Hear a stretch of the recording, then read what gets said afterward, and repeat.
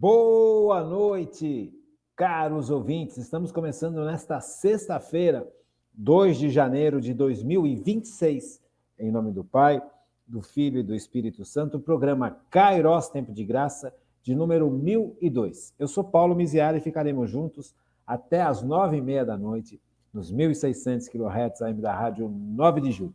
Nos trabalhos técnicos, hoje nós temos o Eli e o Michel, grande dupla. Eliazar e o Michel, que ficou na gravação. Muito obrigado e quero agradecer demais à Paróquia Nossa Senhora do Brasil por manter esse nosso programa no ar e quero agradecer a você de uma maneira muito, muito especial por estarmos juntos, né?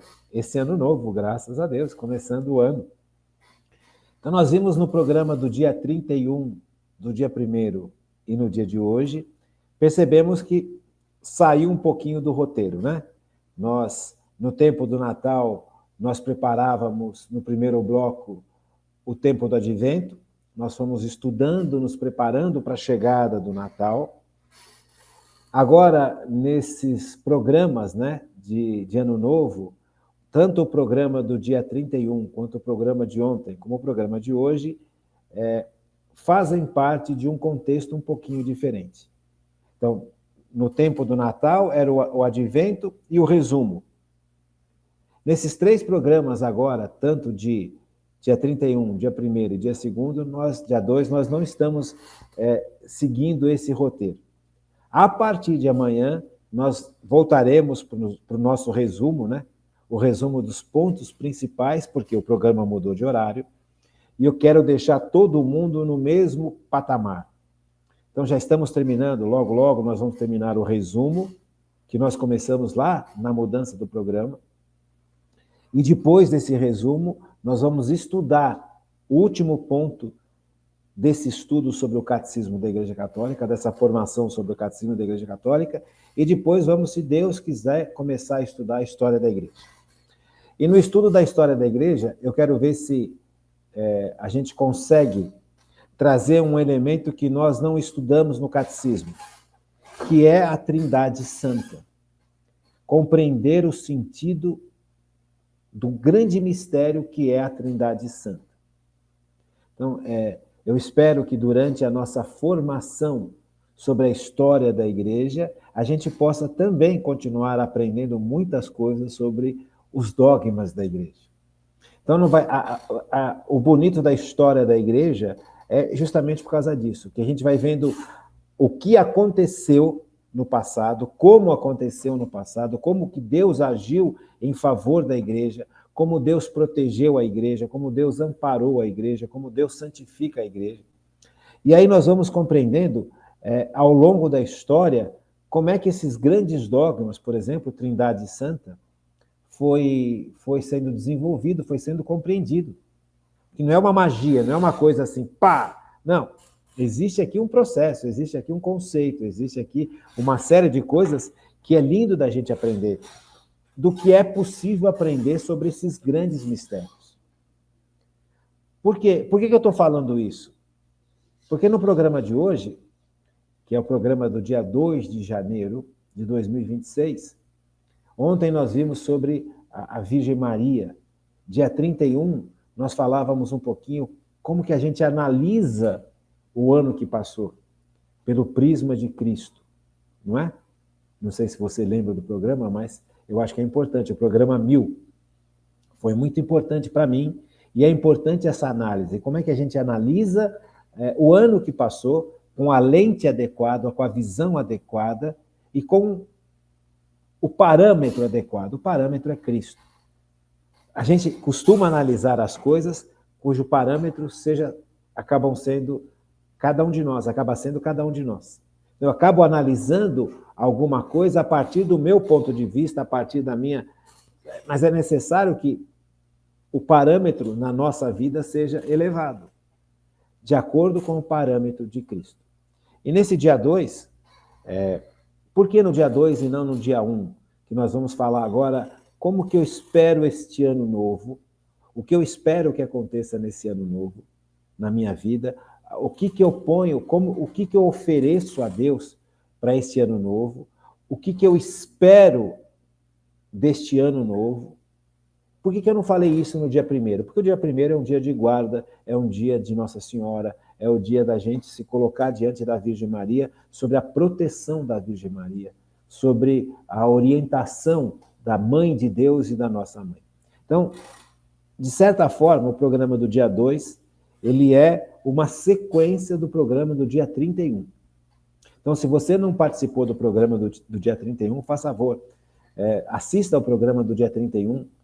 Se você estava nas festas, se você estava viajando, se você estava voltando para São Paulo, enfim, não teve oportunidade de assistir o programa do dia 31, assista. Está na rádio, está guardado no YouTube da rádio, está guardado no Facebook da rádio. É só você acessar lá, dia 31 de dezembro de 2025, o Kairos do dia 31. Este programa de hoje, de certa forma, ele linka com esse programa do dia 31. Tá bom? Então, é bom a gente se colocar nesse contexto para a gente saber onde nós estamos. A partir de amanhã, a gente volta para o nosso resumo. O resumo onde nós estamos estudando aqueles pontos tão importantes que nós já estudamos ao longo desses anos todos em relação ao Kairos. Esses pontos que fazem com que a gente possa olhar para o mesmo lado. Então, nós não estamos refazendo todo o estudo do Kairos. Pegamos um tema que qual o tema que nós pegamos? A dignidade do ser humano.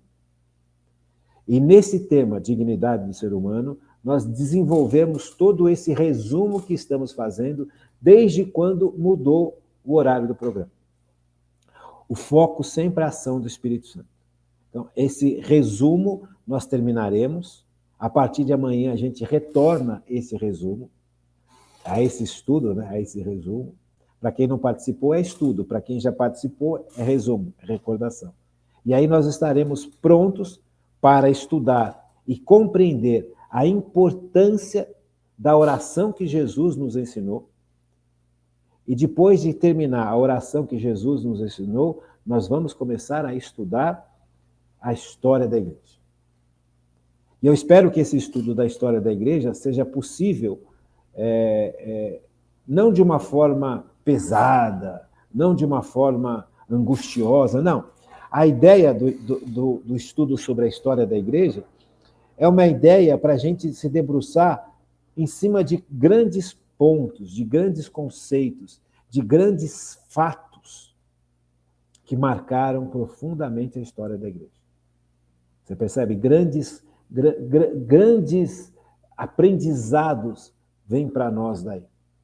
Por isso que durante o estudo da história da igreja, a gente pode falar sobre Trindade Santa, sobre uma série de coisas que ainda nós não estudamos como deveríamos estudar de forma mais profunda, porque não temos os dados suficientes.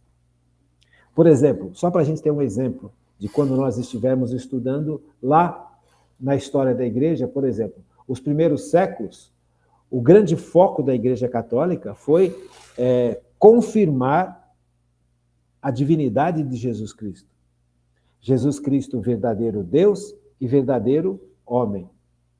Sabe? O único Deus. Uma pessoa com duas naturezas. Natureza humana e natureza divina. Isso é um grande mistério. Isso é um mistério que não só explicar é difícil, mas enxergar e entender só pela fé. Conforme a gente vai conseguindo alcançar aquilo que é possível que a gente alcance desse mistério, que Jesus é, ao mesmo tempo, Deus e homem, perfeitamente Deus e perfeitamente homem, uma pessoa em duas naturezas, a natureza humana e a natureza divina. A natureza divina não exclui a natureza humana, a natureza divina não acaba com a natureza humana de Jesus. Então, esse grande mistério, isso é um mistério que nem os anjos conseguem compreender. Você percebe? Quanto mais a gente. Os anjos estão diante de Deus.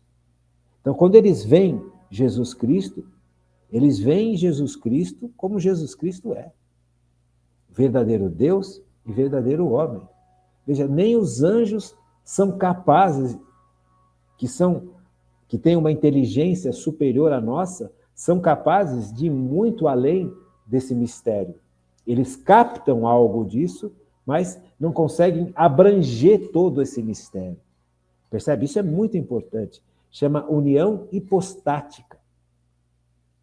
Eu nunca expliquei isso fundo com vocês durante essa nossa formação, porque nós estamos trabalhando neste crescimento de formação a ponto de chegarmos diante de um mistério desse, união hipostática. Até a palavra é difícil de compreender. União hipostática. E o mistério, então, é infinitamente mais superior de compreensão, dificílimo de compreensão. A gente aceita, a gente compreende algo disso graças à virtude teologal da fé. Você percebe? A fé, essa virtude que vem de Deus em nosso favor, que nós estudamos bastante no tempo da preparação para o Natal, as 3 virtudes teologais, fé, esperança e caridade. Por isso que eu fiz questão da gente fazer esse resumo para estudar esses pontos importantes, para que a gente possa compreender outros temas que são muito mais superiores no sentido de dificuldade. Por isso que eu não dei essa aula ou essa formação antes, durante o catecismo da Igreja Católica.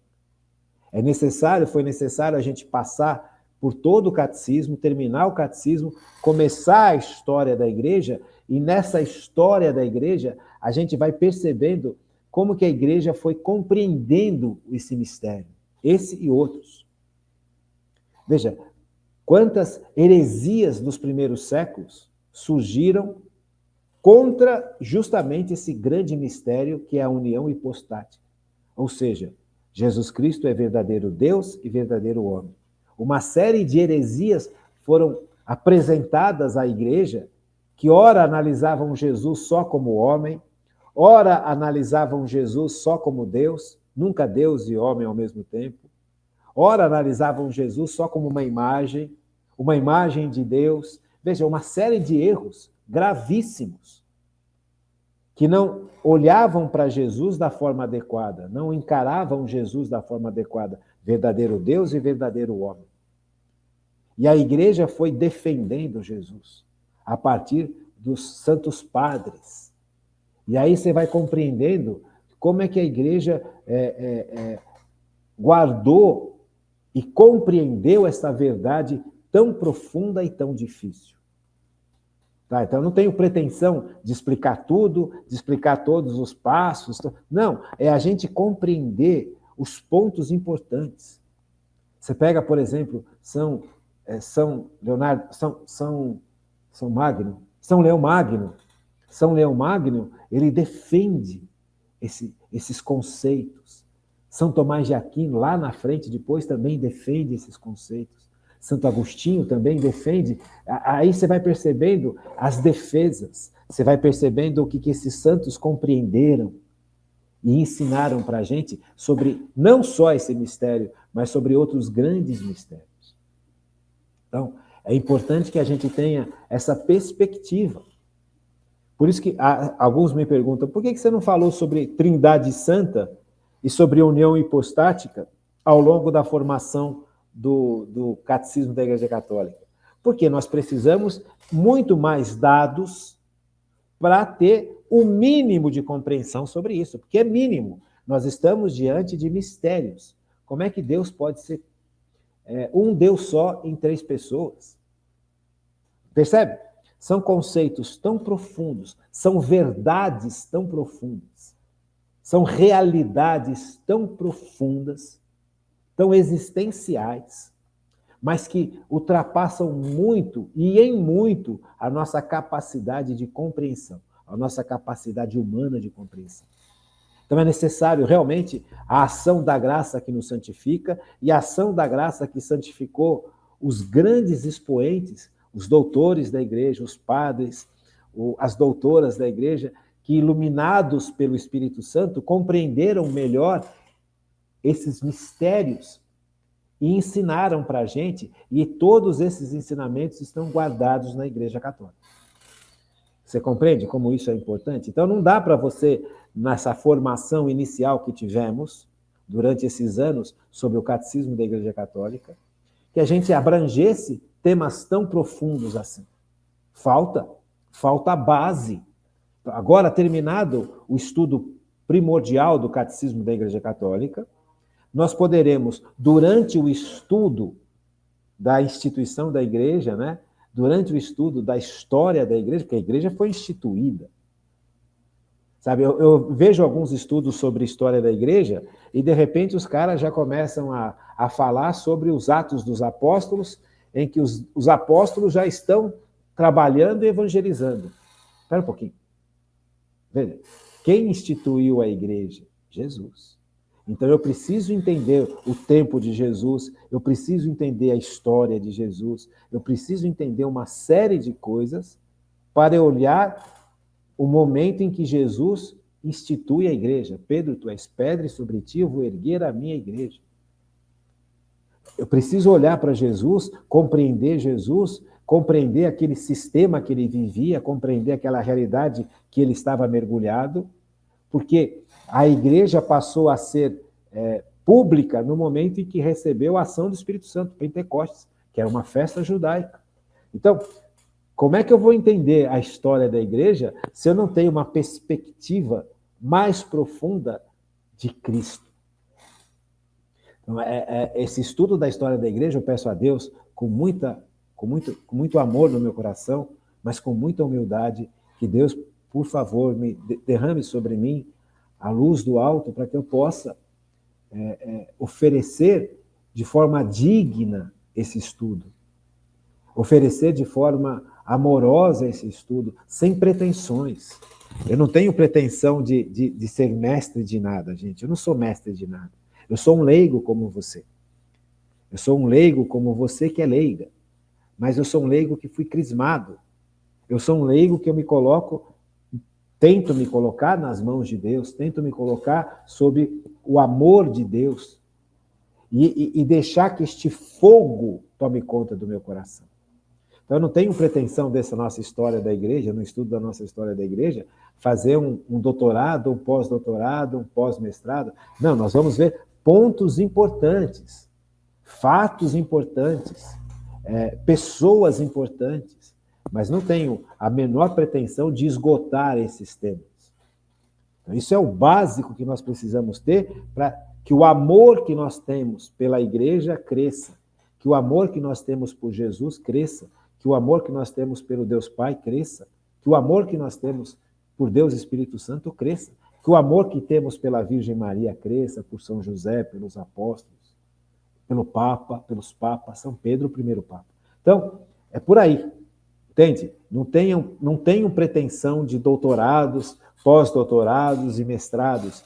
Foi como foi o estudo do Catecismo da Igreja Católica.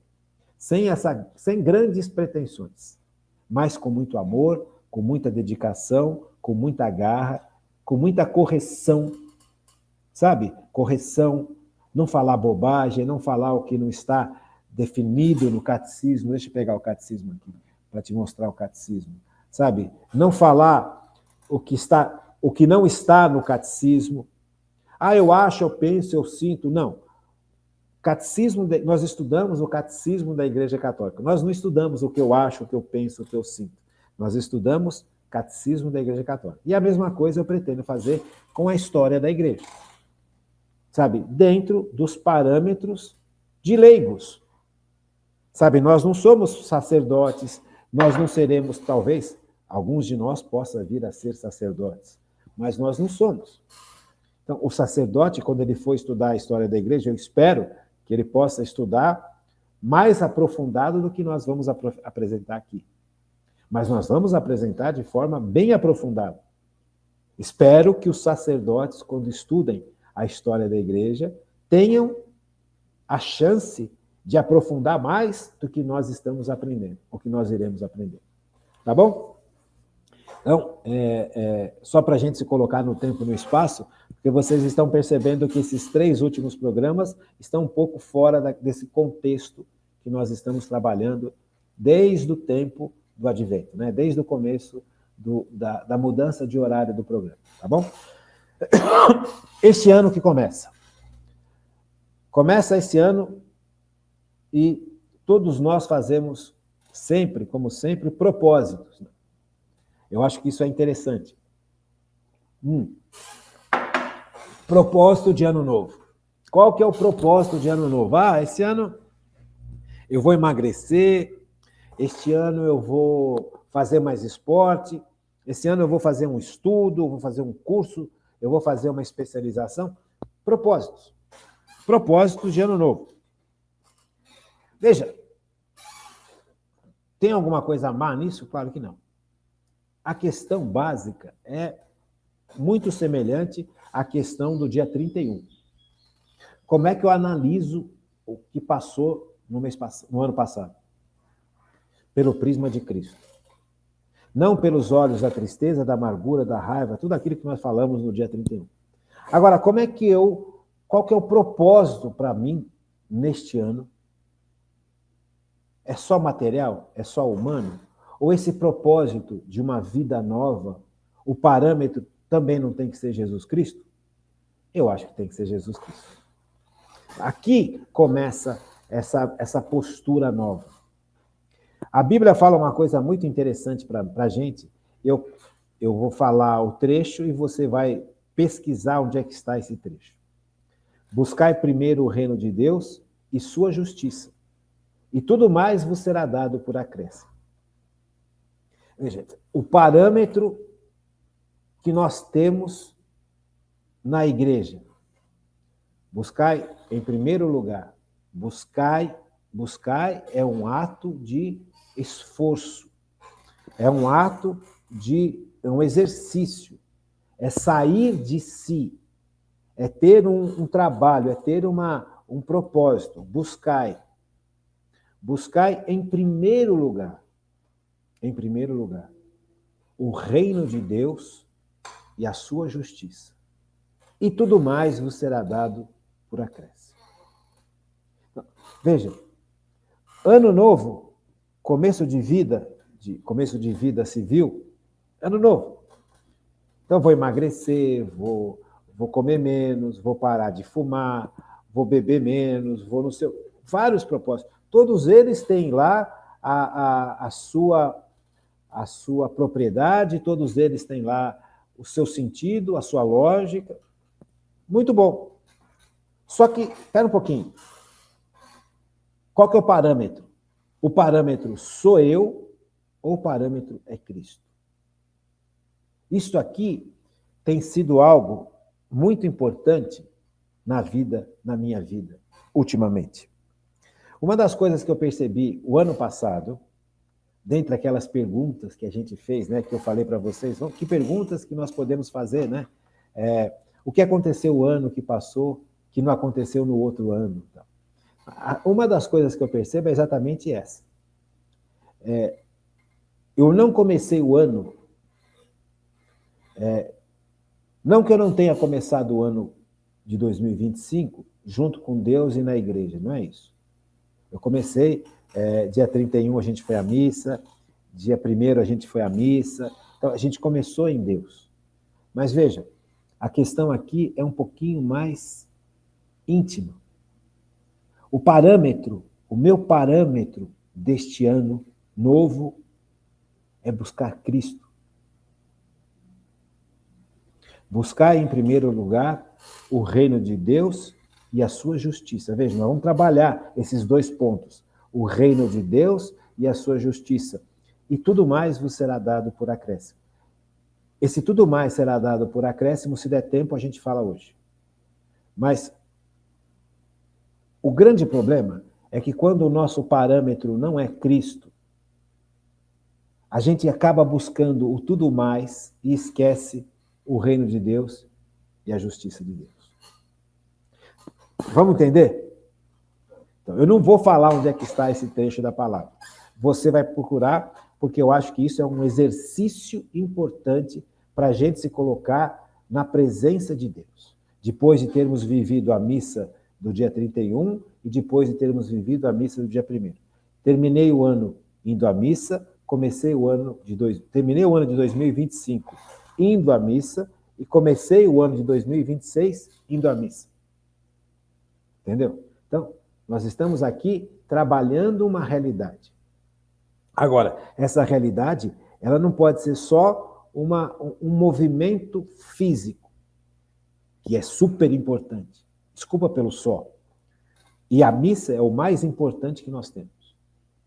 Ir aos sacramentos é o mais importante que nós temos. Então, você ir à missa no último dia do ano e ir à missa no primeiro dia do ano é importantésimo. Não é só importante, é importantésimo.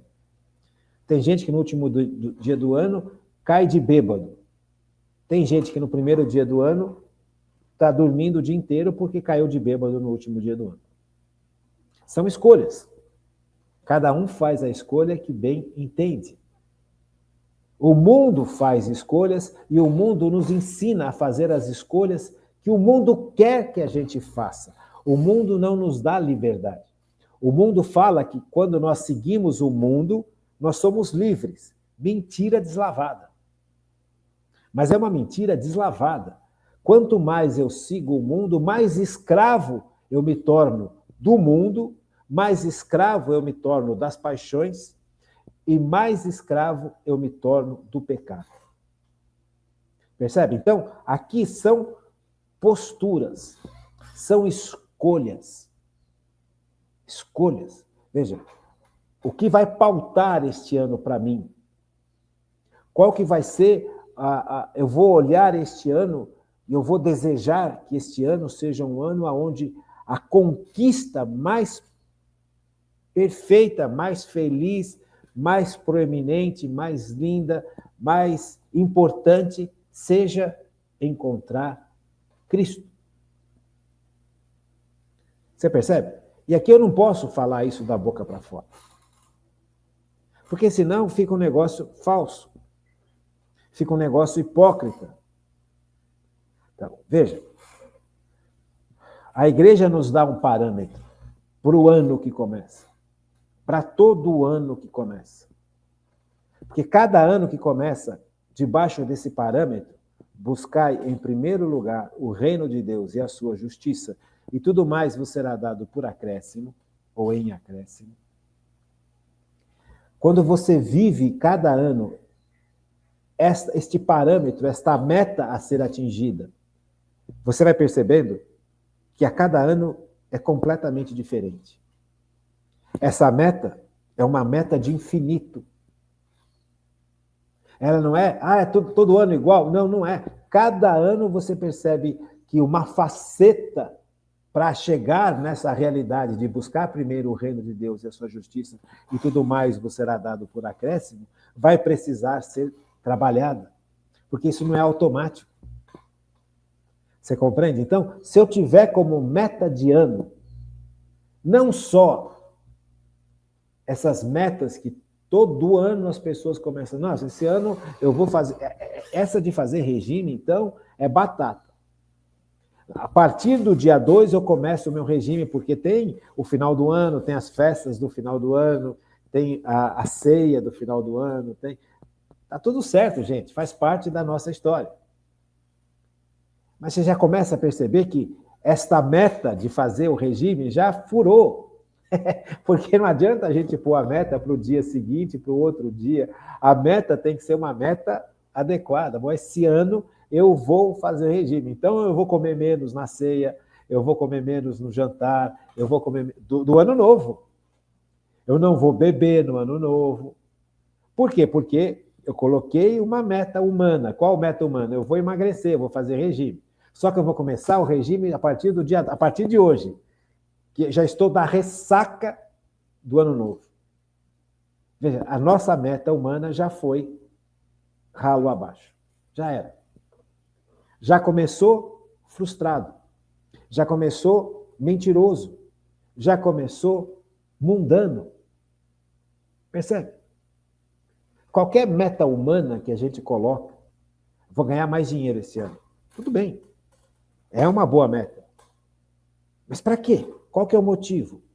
Eu me preparei, eu entendi, Eu conversei com Deus para saber se essa meta realmente é uma meta atingível e Deus quer isso para mim. Eu percebo que eu preciso ganhar, eu falei isso para vocês no programa do dia 31. Eu percebo que o meu poder aquisitivo declinou sobremaneira. E agora eu percebo que nesses próximos tempos que se avizinham, daqui para frente, eu vou precisar ganhar mais, porque a minha despesa vai aumentar mais. E eu não sei como fazer isso. Eu não sei qual é a forma de eu, humanamente, ganhar mais. Então eu vou precisar entrar em oração profunda com Deus. Eu analisei, eu falei para vocês, eu analisei o ano passado. Eu falei isso na aula.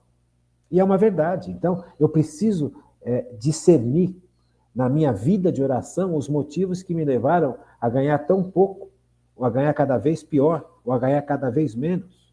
E se é possível, e como é possível, voltar a ganhar cada vez melhor, ou ganhar melhor, porque as despesas normais que se apresentam, ou que daqui para frente na minha vida, são despesas maiores. Sabe, este ano de 2026,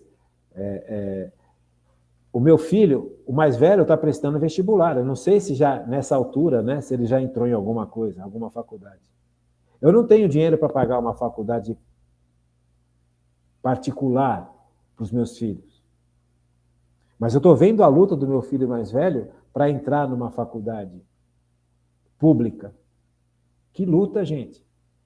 Que absurdo, que coisa insana para um jovem passar essa angústia para tentar entrar numa faculdade pública.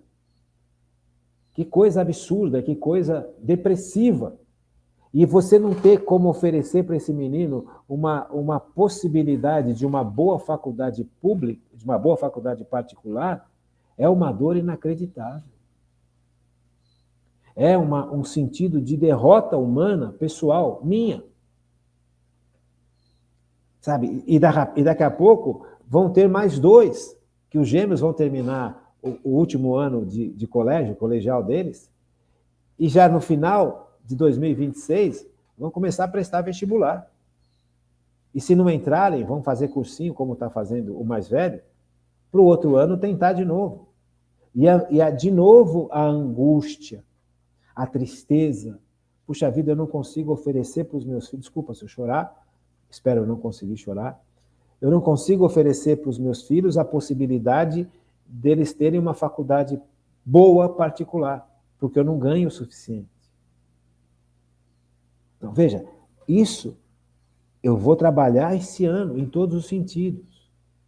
A dor, eu vou começar este ano entregando esta dor, entregando essa decepção para comigo mesmo, perante Cristo. Sabe? E durante o ano eu vou pedir que o poder do Espírito Santo, que é a força do alto, ilumine a minha inteligência para que eu possa, de alguma forma, superar isso debaixo da providência de Deus. Você compreende? Então, começar o ano, eu preciso começar o ano com um parâmetro completamente diferente, porque se eu começar esse ano só diante dessa dor, só diante dessa impossibilidade atual, só diante desse fracasso pessoal, eu não tenho como oferecer para 3 filhos, nem para 1, dependendo da faculdade que eles quiserem fazer, a possibilidade deles estudarem numa faculdade boa, particular. E a obrigação do pai e da mãe é essa, dar formação para os filhos. Então, como é que isso pode vir a acontecer? Como é que isso... Quais são as possibilidades, não só de eu poder ganhar um pouco melhor, mas de bolsa, de não sei o quê, de não sei o quê. Você entende? Então, eu preciso, este ano, me colocar diante de Deus e colocar essa situação dolorosíssima, difícil, cheio de angústia, tanto para mim, quanto para minha esposa, quanto para os meus filhos, porque a gente está vendo a angústia deles. A gente está vendo que a maior parte dos amigos deles entraram já em faculdades, só que são particulares. E eles estão lá lutando para tentar entrar numa faculdade pública. Se Deus quiser, suplicar para que Deus abra as portas, mas mesmo que eles entrem em faculdades públicas, a despesa é alta, gente. Imagina se eles entram numa faculdade pública no interior do Paraná, ou no interior de Minas Gerais, ou em Santa Catarina, ou no Rio Grande do Sul, ou no Espírito Santo, eles vão ter que morar lá. Então, custear 3 em lugares diferentes, percebe? Então, veja, buscai primeiro o reino de Deus e a sua justiça, e tudo mais vos será dado por acréscimo. Se o meu foco for, eu preciso ganhar melhor porque realmente eu estou triste, eu estou me sentindo frustrado, eu estou me sentindo fracassado, porque é uma verdade. A gente não pode fugir da verdade, só que a gente não pode analisar isso de uma forma só humana. Olha a lente. Com que lente eu estou olhando isso? Eu estou olhando este problema que é real, palpável, que vem piorando a cada ano com um olhar adequado, ou eu estou olhando para esse problema com um olhar contaminado pela tristeza, pela decepção com a política, pela decepção com o que está acontecendo no Brasil, com a raiva diante da corrupção, com a raiva diante das mentiras que jogam na cara da gente o tempo inteiro, com a raiva diante da manipulação que por vários meios chegam até nós. Percebe? Aquilo que eu falei para vocês no dia 31. Então é importante que você volte a falar. Se você não assistiu a aula do dia 31, assista. Está gravado na rádio, está no YouTube da rádio, está no Facebook da rádio. Então, não adianta eu fazer propostas para um ano novo, como sempre faz. Se eu não tenho o grande parâmetro, qual que é o grande parâmetro? Buscai a Deus, buscai o reino de Deus e a sua justiça. E tudo mais vos será dado por acréscimo. Então, estes têm que ser o parâmetro, a meta a ser atingida em qualquer ano. Sabe, você não precisa de uma meta nova a cada ano. A meta nova a cada ano é buscar o reino de Deus e a sua justiça, e tudo mais vos será dado por acréscimo. Porque aí você se coloca diante dos problemas, diante das situações legais ou das situações difíceis, debaixo dessa métrica, debaixo dessa régua, debaixo desse parâmetro. Se eu for enfrentar o fato de ver que meu poder econômico, financeiro, vem declinando há 30 anos e chegou a um ponto que eu não tenho dinheiro para nada, se eu for analisar isso este ano e se eu fizer uma proposta para melhorar isso esse ano, sem ter o parâmetro de buscar o reino de Deus sobre todas as coisas, buscai a Deus sobre todas as coisas e ao seu reino e a sua justiça, e tudo mais vos será dado por acréscimo. Se eu não tiver esse parâmetro, diante dessa dificuldade eu vou me desesperar.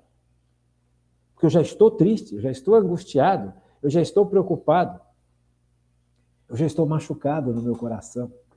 Porque hoje eu não posso oferecer para os meus filhos a possibilidade deles estudarem numa faculdade particular que seja boa. Você que é papai, você que é mamãe, você sabe o quanto isso dói. Você sabe o quanto isso é difícil para um papai e para uma mamãe e ver os seus filhos sofrendo também. Veja, lembra daqueles 7 passos, né? O sofrimento faz parte. Então eu não posso olhar para esse sofrimento como um fracasso. Eu tenho que olhar para esse sofrimento como esse sofrimento é. Ou como esse sofrimento se apresenta. Dentro daquele contexto de você sair de uma vida sem Deus para uma vida de esperança, que nós estamos trabalhando desde o tempo lá do advento. Tá bom? Então vamos lá, continuar o segundo bloco? Eu falei que eu não ia falar para vocês, mas eu fiquei com pena. Esse trecho está no Evangelho de São Mateus, capítulo 6, versículo 33. Então veja, eu vou começar este ano com este propósito. Eu vou começar este ano com este propósito. Assim como eu vou começar, se Deus quiser, enquanto Deus me der vida, começar todos os anos com este mesmo propósito. Qual o propósito? Mateus 6:33. Vamos ler? Buscai em primeiro lugar o reino de Deus e a sua justiça, e todas essas coisas vos serão dadas em acréscimo. Quem fala isso é Jesus. Sabe, os conselhos que Jesus está falando sobre as preocupações exageradas. Acho que é legal você ler esse trecho todo de São Mateus, capítulo 6, desde o versículo 24 até o versículo 34. Mas veja, do capítulo 6, de 24 a 34, este é o cerne, este é o ponto. Buscai em primeiro lugar o reino de Deus e a sua justiça. Veja, isso aqui é uma ordem que Deus está dando. O parâmetro deste ano, para mim, vai ser esse. Buscar em primeiro lugar o reino de Deus e a sua justiça. E tudo mais vos será dado por acréscimo. O que significa buscar em primeiro lugar o reino de Deus? O que é reino de Deus? O reino de Deus é Cristo que chega. E esse é um ponto que é importantíssimo. Compreender o significado do que é o reino de Deus. Tem um monte de gente que acha que reino de Deus é transformar o mundo num lugar mais justo, mais legal, mais fraterno. Gente, isto é consequência da chegada do reino. Agora, o reino de Deus não é uma ação humana tão somente. O reino de Deus, como o próprio nome fala, é a ação de Deus no mundo.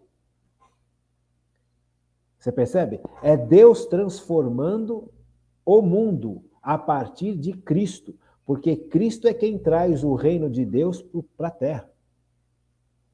O reino de Deus é onde Deus manda, aonde Deus é o centro, aonde Deus é absoluto, aonde o amor de Deus impera, aonde a justiça de Deus impera, aonde a misericórdia impera, aonde o perdão impera, aonde a providência de Deus impera e aonde os seres humanos, aonde as criaturas obedecem a Deus, amam a Deus e buscam o bem comum.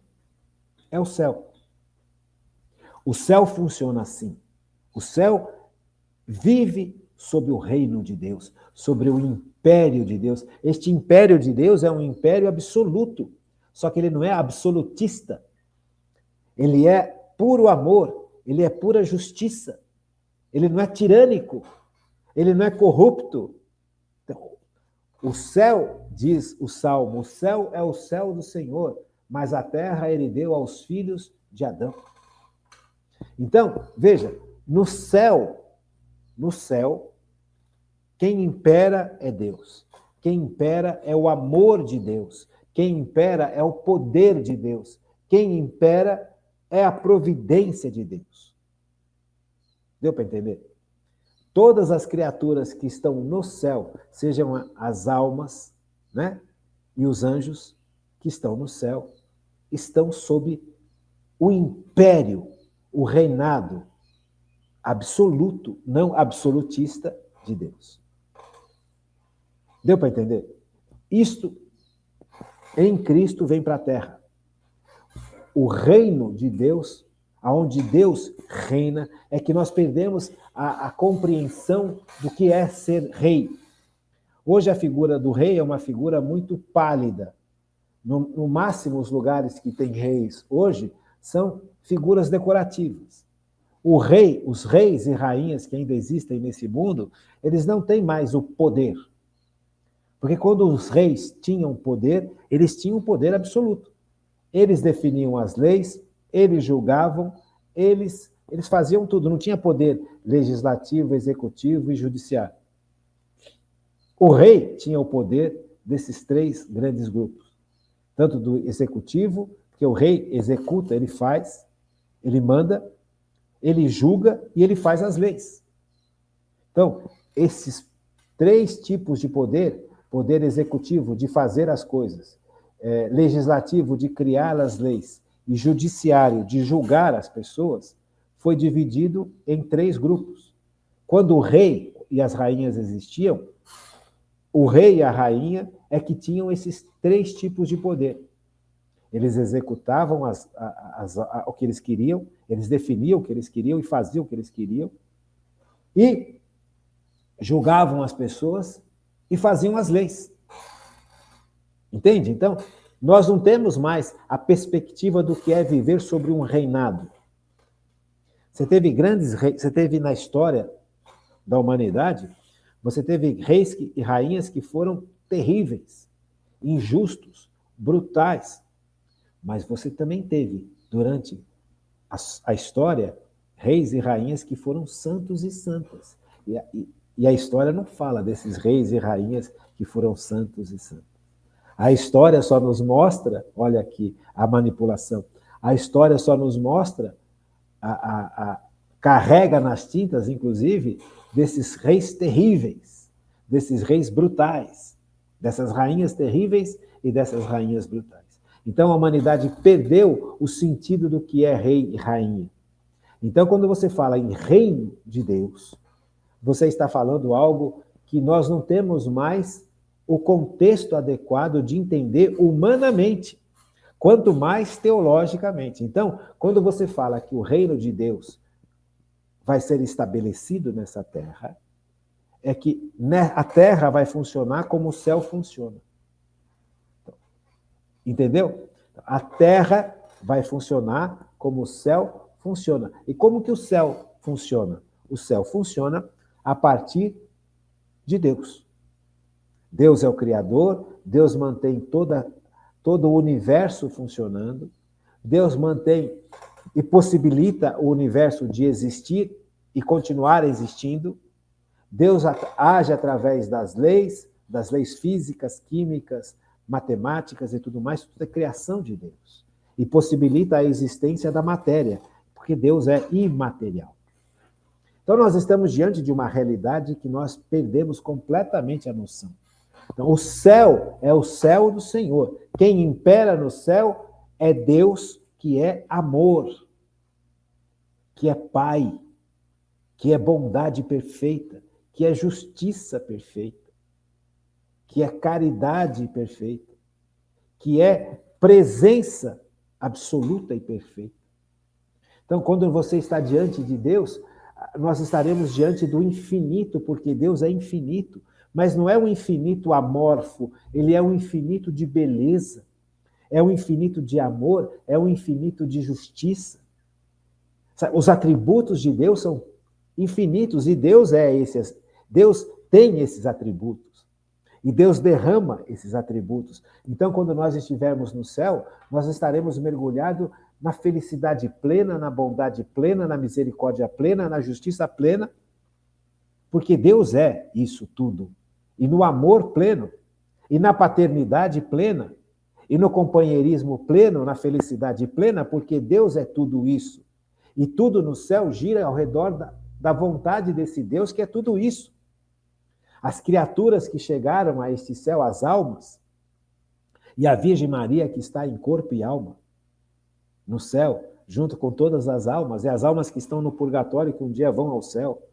Nós que estamos aqui, que um dia passaremos pelo purgatório, se Deus quiser, e chegaremos no céu, estaremos mergulhados nesse reino, aonde quem impera é esse Deus que é amor. Mas isso já começa aqui, porque Jesus trouxe este reino para a terra. E Jesus é este reino. Ele não só traz o reino, como ele é este reino. Então, quando ele estabelece a igreja nesse mundo, ele estabelece a possibilidade do reino de Deus existir e se espalhar. Olha que coisa importante. Olha que conhecimento primordial. Olha como a gente não pode perder de vista essas coisas. Então, o reino de Deus não é uma coisa que eu faço por minha conta. Não é uma injustiça que eu queira aplacar ou aplainar por minha conta. O reino de Deus é Jesus agindo no mundo através de mim.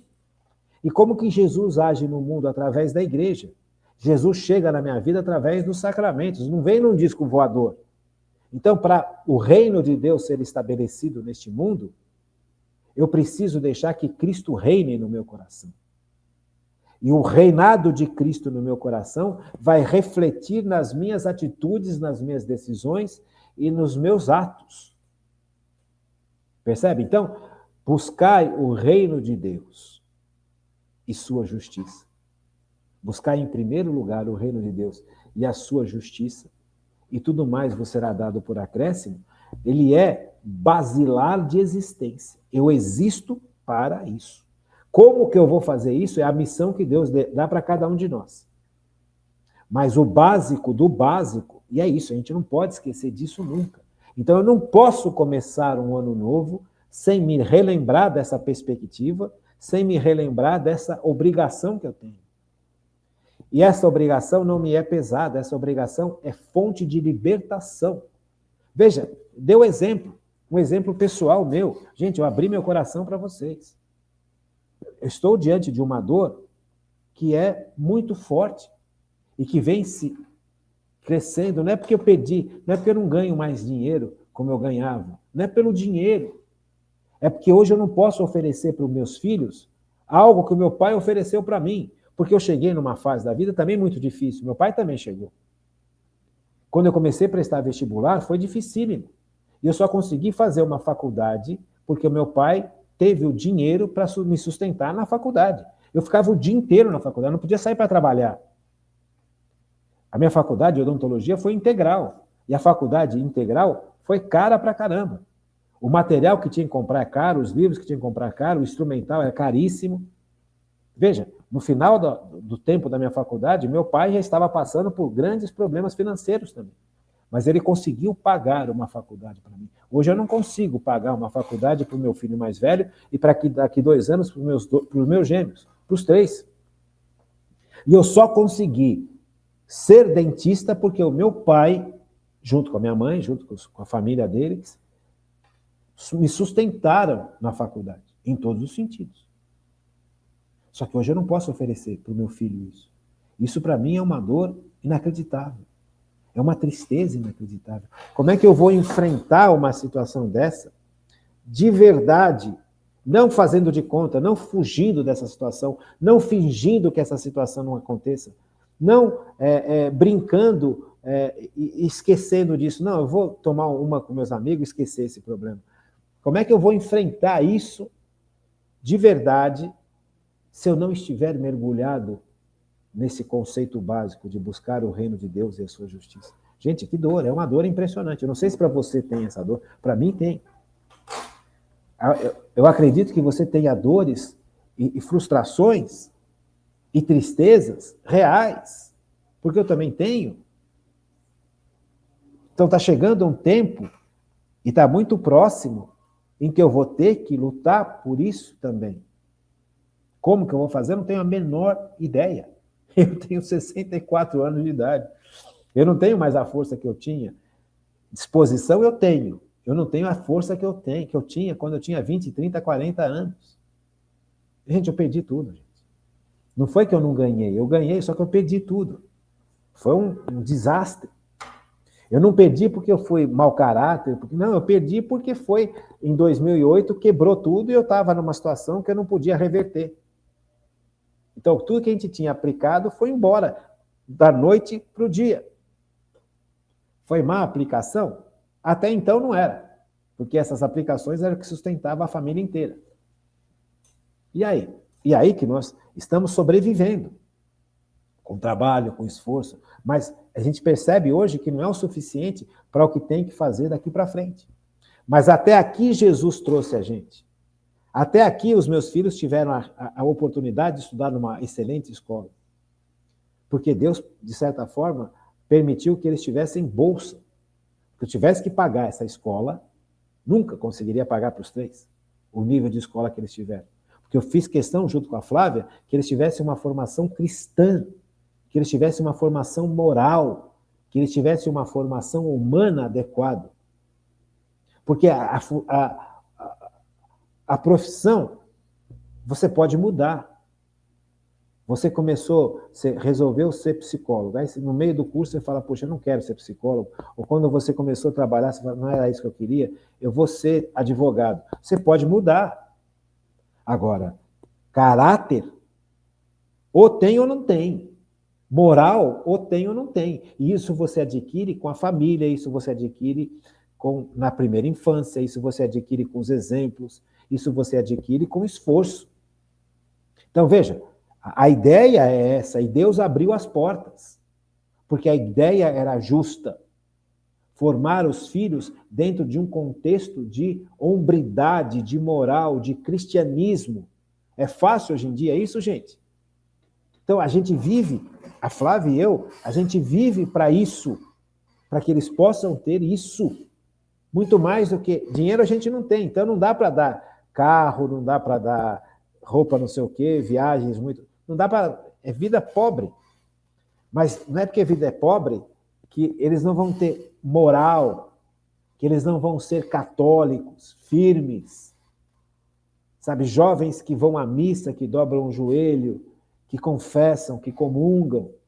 Precisava rezar mais. Mas percebe? Então isso é básico. Isso é o básico do básico. E para isso Deus abriu as portas. Então agora nós estamos diante de mais um básico que se apresenta, uma situação completamente nova. Porque na faculdade eu não tenho como dar bolsa para eles também. Não sei se eu vou ter conseguido dar bolsa, porque eu ganho um X e a Flávia também ganha um X. Só que esse X que a gente ganha, tanto a Flávia quanto eu, não permite que eles possam ter, os três, uma boa faculdade particular. E, ao mesmo tempo, também não permite que a gente venha ter bolsa. Então, são situações muito difíceis. São situações que portas se fecham. Agora, como é que eu analiso essas portas que se fecham? Eu analiso com tristeza, com revolta, com falta de fé, com falta de esperança, ou eu percebo que isso faz parte daqueles 7 passos para chegar na vida de esperança? Vamos relembrar os 7 passos? Eu sempre gosto de relembrar esses 7 passos com vocês, porque isso é importantíssimo. O primeiro passo é saber passar pelo sofrimento. O segundo passo é necessitar aprender a ter uma santa decepção com as pessoas, com os sistemas e com as coisas. O terceiro passo é descobrir que eu também sou fraco, que eu sou barro. Do mesmo jeito que eu me decepciono com os outros, eu também tenho que ter consciência da minha fragilidade, da minha fraqueza e dos meus erros. Por isso, não julgar, não. E aí vai me preparando, é o terreno bom para que a virtude da esperança cresça. Só que as pessoas também, elas podem ser testemunhos do amor de Deus. Mas eu não posso ficar preso nessas pessoas que são testemunhos do amor de Deus na minha vida. Os padres, tantos padres bons que já passaram na minha vida, sabe? Tantos bons católicos que me ajudaram, que me ensinaram, sabe? Eles são chispas do amor de Deus. O testemunho deles me ajuda a encontrar Deus. Eu não posso fazer desses homens e mulheres ídolos, porque eles estão fracos como eu sou fraco. Por isso a importância de entender que nós somos barro. E por isso a importância de entender que eu não posso idolatrar o ser humano. Os pobres de Javé. Então, vendo o testemunho desses homens e mulheres que me ajudaram, percebi que por trás desse amor existe um amor infinito que é Deus. E aí sim, mergulhar nesse Deus. Aqui, talvez seja o ponto mais importante para esse ano, pelo menos para mim, é mergulhar em Cristo, é estar em Cristo, é buscar Cristo acima de tudo, é o que a própria palavra fala. Buscai em primeiro lugar o reino de Deus e a sua justiça, e tudo mais vos será dado por acréscimo. Confiar na providência de Deus, na medida em que eu me coloco nas mãos de Deus, mas não para ganhar o resto. E aqui vem uma hipocrisia terrível. Tem tanta gente que se volta para Deus para ter coisas. Né? Buscar em primeiro lugar o reino de Deus e a sua justiça. E tudo mais vos será dado por acréscimo. É promessa de Deus. Então eu vou buscar Cristo porque eu quero receber o tudo mais? Gente, não pode. Tem que purificar o coração da gente. Isso é a justiça. É dar a Deus o que é devido a Deus. É dar ao próximo o que é devido ao próximo. Nós já estudamos isso nesse nosso resumo, nessa nossa preparação para o advento, para o Natal. Percebe como isso é importantíssimo? Percebe como eu fiz questão de trabalhar esses pontos com vocês esses dias todos? Esses 2 meses todos, mais até. Esse resumo é importantíssimo, gente. Porque, olha, está aqui o ponto principal, buscar em primeiro lugar o reino de Deus e a sua justiça. O que é justiça de Deus? É dar a Deus o que é devido. Adoração, amor, obediência, presença, louvor, confiança. E dar ao próximo o que é devido. Eu não quero ganhar dinheiro para me sustentar e ficar me sentindo seguro. Eu preciso de dinheiro para fazer os meus filhos estudarem, para a igreja poder fazer o que ela faz, para colaborar com o dízimo, para colaborar com quem sofre. Você entende? Isso é a justiça. E justiça é você se deixar mover por Cristo, estar em Cristo, transformado por Cristo, justificado por Cristo. Deu para entender? Justificado por Cristo. Então não tem como começar o ano sem mergulhar neste propósito basilar. Vamos ler? Evangelho de São Mateus, capítulo 6, versículo 33. É fácil de decorar. Evangelho de São Mateus, capítulo 6, versículo 33. Como é que eu vou começar este ano? Eu vou começar este ano buscando, em primeiro lugar, o reino de Deus e a sua justiça, e tudo mais vos será dado por acréscimo. Quem é que me possibilita, que me permite que eu viva isso? Jesus Cristo. Porque Jesus Cristo é o reino de Deus estabelecido nessa terra. Jesus Cristo vai aumentar o reino de Deus nessa terra através da igreja. Percebe? E Jesus Cristo é quem vai me salvar, é o Espírito Santo de Jesus e do Pai quem vai me santificar. É Jesus quem me justifica. Justifica é ajustar. Justificação é ajustar. Você percebe? Eu sou uma porta que está fora do prumo, ela range, machuca o chão e não separa as salas. Então ela precisa ser ajustada. Quem faz isso é Jesus Cristo. Então eu não posso começar este ano civil só com propósitos humanos. O meu grande propósito, o nosso grande propósito, só pode ser, a cada ano, buscar em primeiro lugar o reino de Deus e a sua justiça. E tudo mais vos será dado por acréscimo. Fiquem com Deus. Um bom final de semana, um bom ano novo e até segunda-feira, se Deus quiser.